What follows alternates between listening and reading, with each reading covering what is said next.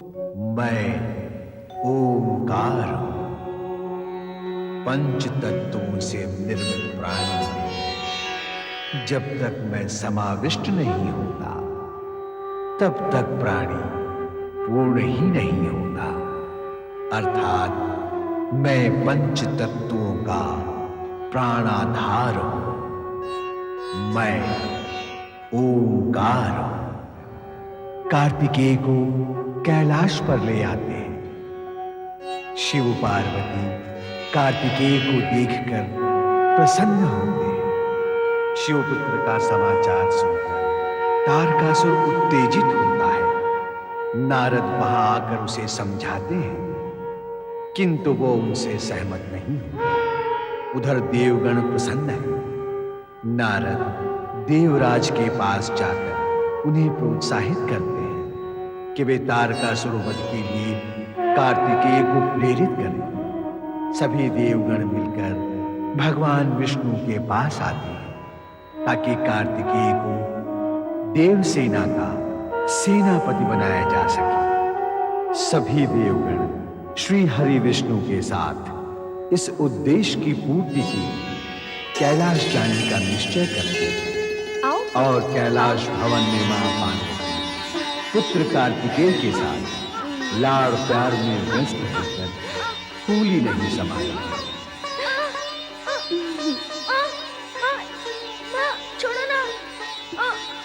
छोड़ो ना माँ। नहीं पुत्र नहीं, आज मैं तुम्हें अपने से अलग नहीं होने दूंगी। पर मैं अलग होने के लिए नहीं छूटना चाहता, पर मैं दब रहा हूँ माँ। देवी ऐसा ही करती थी, तुम्हारी ही भांति ऐसे जोर से दबाती थी और फिर ऐसे ही गाल पर चपत मारती थी। चुमती भी ऐसे ही थी। अच्छा, मैं समझ गई। तुम अपनी कृतिकाओं माताओं की चर्चा कर रहे हो। हाँ माँ, बार बार उनसे मिलने की इच्छा होती है। मुझसे मिलने के बाद भी उनसे मिलने की इच्छा होती है? क्या मैं उनसे कम प्यार करती हूँ? नहीं माँ, ये कहना तो बहुत कठिन है कि मुझसे कौन अधिक प्यार करता है। पर मेरी इच्छा यही है कि तुम उन्हें यहाँ बुलाओ, उनसे मिलो। मेरा भी उनसे मिलना हो जाएगा। उन्हें बुलाओगी ना माँ? हाँ, अवश्य। कितना बड़ा उपकार है उनका तुम पर और मुझ पर। वर्षों तक उन 6 माताओं ने अपने लाड प्यार से तुम्हारा लालन पालन किया, तुम्हें माता का स्नेह दिया। उन्हें न मैं भुला सकती हूँ न तुम। मैं तुम्हारे पिता से कहूँगी कि वे उन्हें यहाँ आमंत्रित करें ताकि तुम उनके और वे तुम्हारे साथ कुछ समय साथ रह सकें। जय शिव शंकर, जय भोलेनाथ, हर हर महादेव।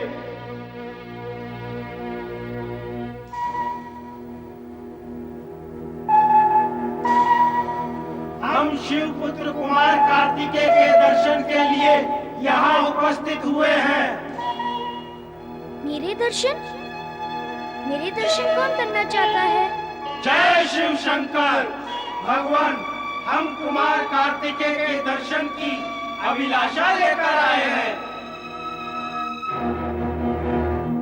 माँ, क्या मैं दर्शनीय हूँ? कौन है? उन्हें क्या आवश्यकता है मेरे दर्शन की? लगता है देवगण आए हैं। कहते सुनते तो ऐसे है कि सभी प्राणी देवताओं के दर्शन करते हैं। अब यदि देवताओं मेरे दर्शन करने आए हैं तो चलो मैं भी उनकी इच्छा पूरी कर देता हूँ। आओ माँ। ब्रह्मदेव, श्री हरि विष्णु, देवगण, गुरु बृहस्पति, आप सभी का कैलाश पर स्वागत है। आप सब यहाँ कुमार कार्तिकेय के दर्शन करने आए हैं अथवा उसे आशीर्वाद देने? वो तो आपके आशीर्वाद का पात्र है। ये तो आप कर ही चुके हैं महेश्वर। आपका आशीर्वाद प्राप्त होने के पश्चात कुछ भी शेष नहीं रह जाता। शब्दों का सत्य यह है भोलेनाथ कि हम देव सेनापति के दर्शन करने आए। देवसेना का सेनापति? देवाधिदेव, आपके आश्चर्य पर हमें आश्चर्य हो रहा है। आप तो ऐसे कह रहे हैं जैसे समय का सत्य जानते ही ना हो। समय का सत्य। हाँ भोलेश्वर, तारकासुर का वध शिवपुत्र के हाथों ही होगा। तारकासुर की उदंडता सारी सीमाओं का उल्लंघन कर चुकी है और कुमार कार्तिकेय अर्थात शिवपुत्र भी प्रकट हो चुके हैं।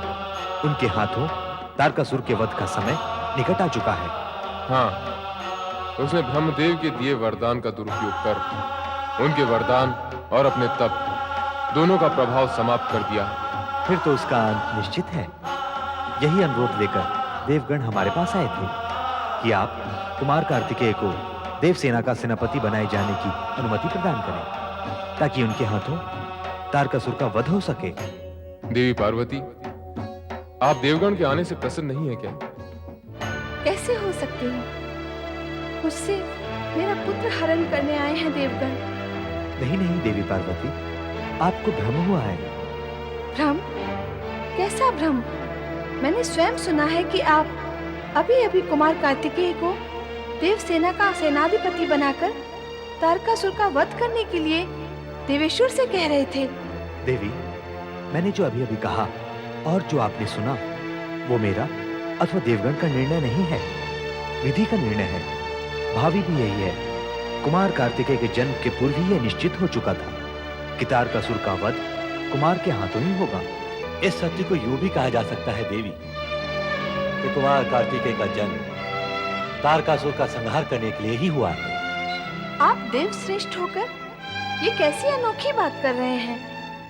कहाँ ये बालक और कहाँ वो महायोद्धा इस सुकोमल कुमार और उस महाभयंकर तारकासुर की शक्ति के अंतर को नहीं समझ पा रहे हैं क्या? देवी, अंतर आपको समझना है।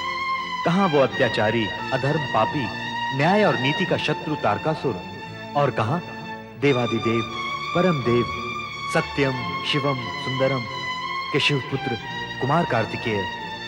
आयु और आकार के अंतर को ना देखी देवी, सत्य असत्य, धर्म अधर्म, पाप और पुण्य के अंतर को देखें। जगत माता पार्वती और जगत पिता शिव शंकर के पुत्र के सम्मुख भला वो पापाचारी टिक सकेगा? कदापि नहीं देवी, कदापि नहीं। ये सारे तर्क आपके अपने संतोष के लिए हैं, पर मेरा मन नहीं मानता। मैं अपने पुत्र को युद्ध में जाने की आज्ञा कदापि नहीं दूंगी। धैर्य धारण करो देवी, हमें श्रीहरि विष्णु के अनुरोध पर विचार तो करना ही होगा। हाँ देवी, अन्यथा तारकासुर अधिक शक्तिवान होकर देवगणों को दुर्बल करने का प्रयत्न करने से नहीं चुकेगा। वो तो अब भी आक्रमण करने के लिए घात लगाए बैठा है। समय रहते यदि उसका दमन नहीं किया गया तो भविष्य में वह और भी कष्टदायी सिद्ध होगा। उसे इस सत्य का ज्ञान हो चुका है कि उसका वध केवल शिवपुत्र द्वारा ही होगा। अब यदि उसे यह सूचना भी मिल गई कि कुमार कार्तिकेय की माता पुत्र को इस कार्य की अनुमति नहीं दे रही है, तो वह और भी निरंकुश होकर अधिक अत्याचार करे। सत्य का ज्ञान, सूचना का ज्ञान, तारकासुर की निरंकुशता, इतनी सब चर्चाएं करके आप मुझे मेरे पुत्र के प्रति निर्दयी नहीं बना सकते। मैं एक बार कह चुकी हूँ कि कार्तिकेय तारकासुर से युद्ध करने नहीं जाएगा। वह मेरा पुत्र है और एक बालक। इसके अतिरिक्त मैं अन्य कोई सत्य और तर्क नहीं जानती और जानना भी नहीं चाहती। माता पार्वती, फिर हमारा क्या होगा? हमने तो वर्षों तक शिवपुत्र की प्रतीक्षा की है। विवाह के पश्चात भी कैलाश भवन में भगवान शिव शंकर और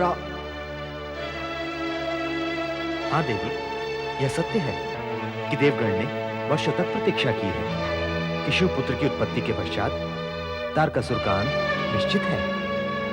क्या आवश्यकता थी ऐसी प्रतीक्षा की? और ये भी क्या आवश्यक है कि तारकासुर का संहार इस अबोध बालक के हाथों से ही हो? आप हैं, ब्रह्मा जी हैं, देवराज हैं, शिव शंकर और अन्य अनेक शक्तिशाली देवगण हैं जो एक ही पल और एक ही प्रहार में तारकासुर को समाप्त कर सकते हैं। फिर कुमार कार्तिकेय के लिए ही इतना हठ क्यों? इसका भी कारण है माता पार्वती। मैं भी तो सुनूं, क्या है वो कारण?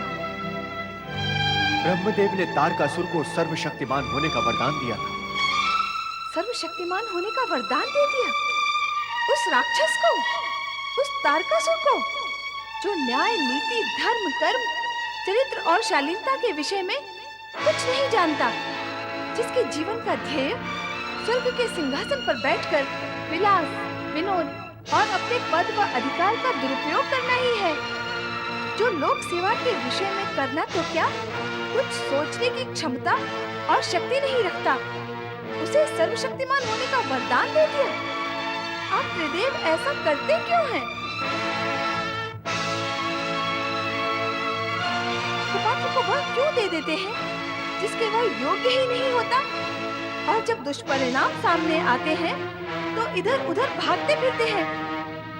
भूल यदि आपसे हुई है तो उसका भुगतान वह क्यों करे जो इस भूल के विषय में कुछ जानता ही नहीं?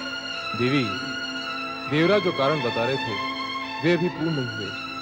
अर्थात अन्य कारण भी शेष हैं। बताइए देवराज, अन्य वे क्या कारण हैं जिसके कारण आप सभी देवगण को ऐसा अनुरोध करना पड़ रहा है जो मेरे लिए मातृत्व की परीक्षा बनता जा रहा है? नहीं माता पार्वती, हम आपकी परीक्षा लेने की धृष्टता नहीं कर सकते। मैं तो केवल आपसे निवेदन कर रहा था कि ब्रह्मदेव ने तारकासुर को सर्वशक्तिमान होने का वरदान अवश्य दिया था, किंतु उसकी पाशविकता पर एक अंकुश भी रख दिया था, यह कहकर कि उसकी मृत्यु शिवपुत्र के हाथों ही होगी। हाँ देवी पार्वती, यदि ब्रह्मदेव वरदान देने के पश्चात तारकासुर के साथ शब्दबद्ध एवं प्रतिबद्ध न हो गए होते तो मेरा सुदर्शन अथवा महेश्वर का त्रिशूल कब की उसकी यह लीला समाप्त कर चुका होता। वैसे भी असुरों को मारने के लिए देवपुत्रों को बालपन से ही तत्पर रहने का अभ्यास करना होगा। हाँ, इतने समय से मैं यही सुनना चाह रहा था। सभी मुझे बालक समझते हैं, माँ तो स्नेहवश अधिक ही मुझे बालक समझती है। ये सच है कि मैं बालक हूँ, पर पुत्र किसका हूँ? असीम शक्तिवान पिता और परम शक्तिशालिनी माता का पुत्र हूँ। ऐसे पुत्र को तो उस असुर का वध करना चाहिए जो निर्दोष प्राणियों को कष्ट देता है। कुमार कार्तिकेय की जय! कुमार कार्तिकेय की जय! कुमार कार्तिकेय की जय! माँ, अब तो मेरी जयकार भी हो गई है। मुझे युद्ध में जाने की अनुमति दो ना माँ। पिताश्री, माँ से कहे ना कि मुझे आज्ञा दे। माँ। नहीं पुत्र, नहीं, मेरा मन नहीं मानता। शक्तिशालिनी माता तो अपने पुत्र को भी शक्तिशाली बनाती है और तुम तो मुझे दुर्बल बना रही हो। कार्तिकेय, तू समझता क्यों नहीं है पुत्र? माँ, यह कार्य तो तुम ही कर लो ना।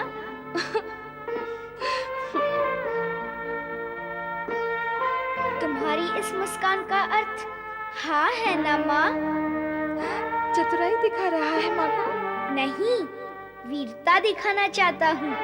असुरों का संहार करके माँ को दिखाना चाहता हूँ कि पिताश्री और माँ का आशीर्वाद पुत्र को कितना शक्तिशाली बना देता है।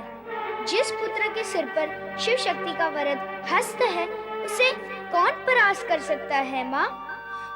पर कार्तिकेय, मुझे अवसर दो माँ, फिर अनुमति और अंत में आशीर्वाद दो माँ।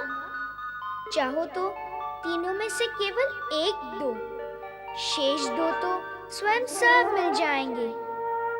इतना बोलना कैसे आ गया तुझे? क्या नहीं आएगा? ज्ञानी, ध्यानी, दिव्यानी माता पिता का पुत्र हूँ मैं। माँ, मैंने अपने माता पिता का नाम गर्व से उन्नत करने का निश्चय कर लिया है और वह मैं देवगण के हित में कुछ करके ही कर सकूंगा। अब विलंब ना करो माँ। बहुत कठिन काम है मेरे लिए पुत्र।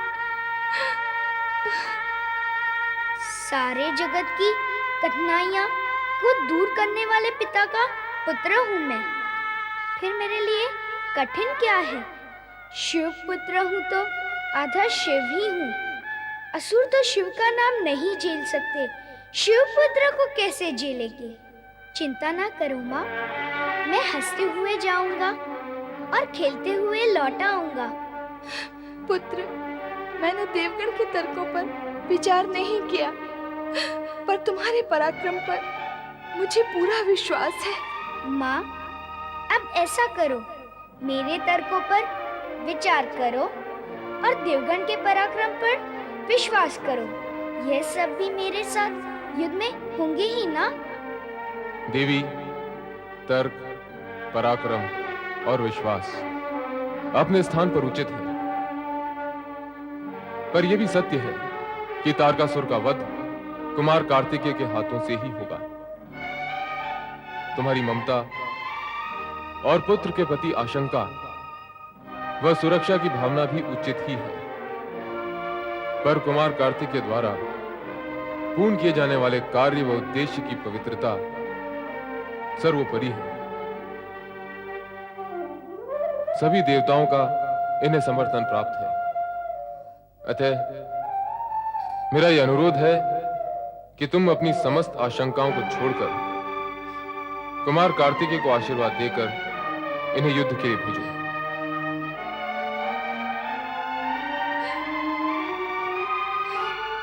जगत के कल्याण के लिए पिताश्री का अनुरोध मानकर मुझे आज्ञा दो ना माँ। विजयी भव।